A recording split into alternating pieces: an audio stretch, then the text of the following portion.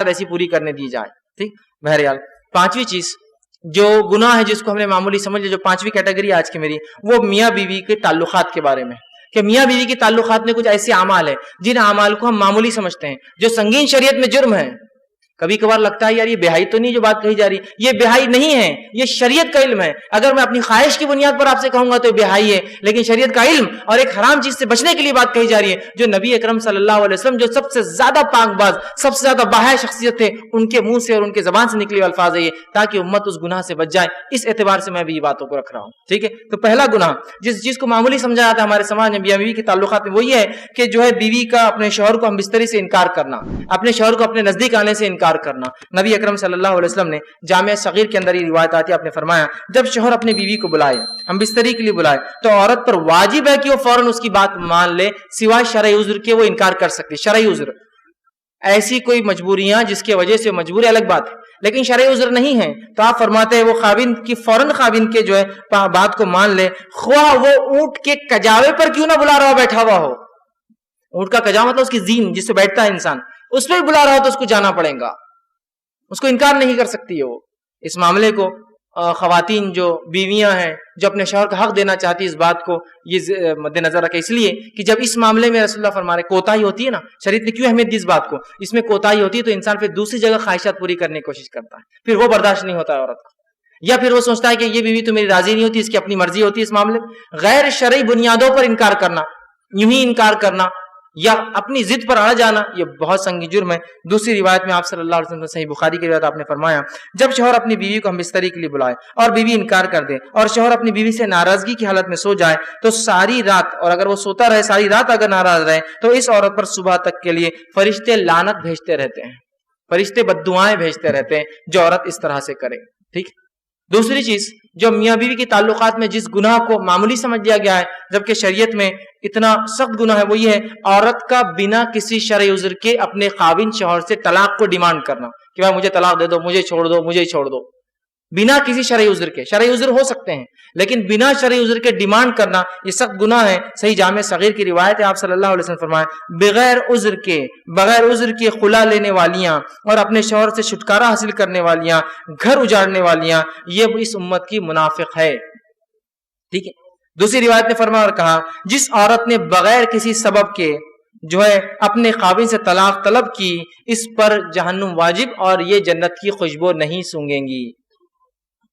بنا شرعی عذر کے، بس چھوٹی موٹی باتیں پسند نہیں آ رہا، اس کی انکم بہت کم اور چھوڑ رہی ہے، یہ شرعی عذر نہیں ہے. ہماری بہنوں کو چاہیے کہ اس بات کو بہت سنگینی سے لے، والدین کو چاہیے اپنے بچیوں کو سمجھائے کہ چھوٹی موٹی باتوں پر جو اپنے بیٹیوں کو نہ بٹھا لے. کہ ڈیمانڈ کر رہے ہیں آپ، کتنی بری بات ہے، طلاق شوہر کا حق ہے اور آپ بیٹی ڈیمانڈ کرتی ہے، شرعی عذر بھی نہیں ہے اس کے پیچھے.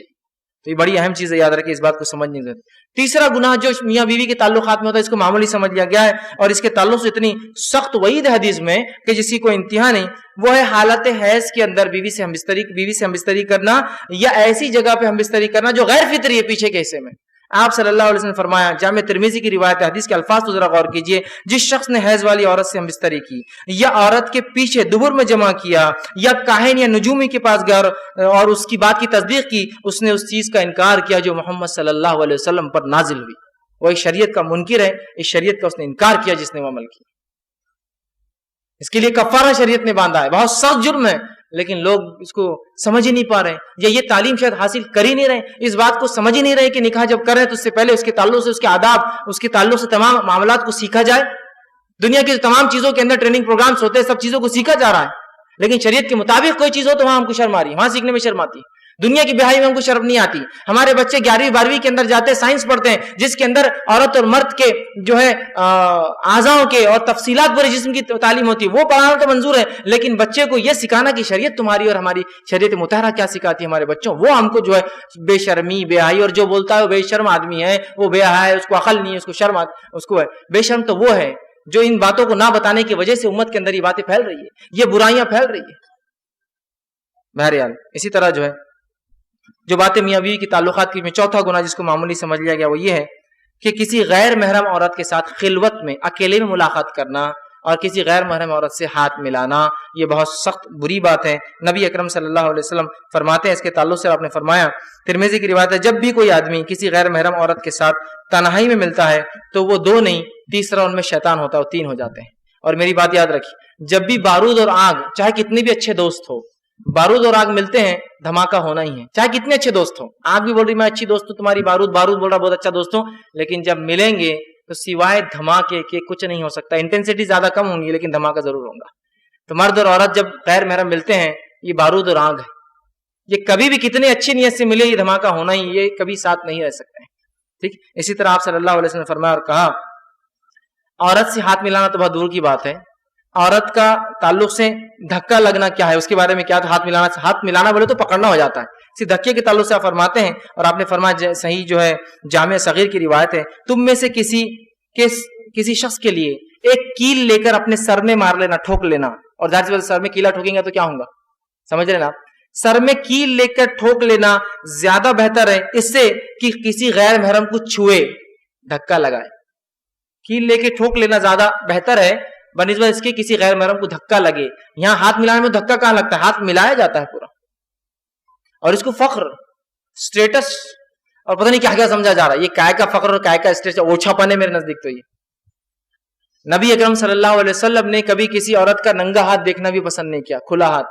ایک بار ایک خاتون جس کو علم نہیں تھا شریعت کا، وہ مدینہ آئی اور بیعت آپ کے پاس بیعت کرنے کے لیے آئی، اسے پتہ نہیں تھا کہ عورتوں کی بات اللہ کے رسول کیسی لیتے ہیں۔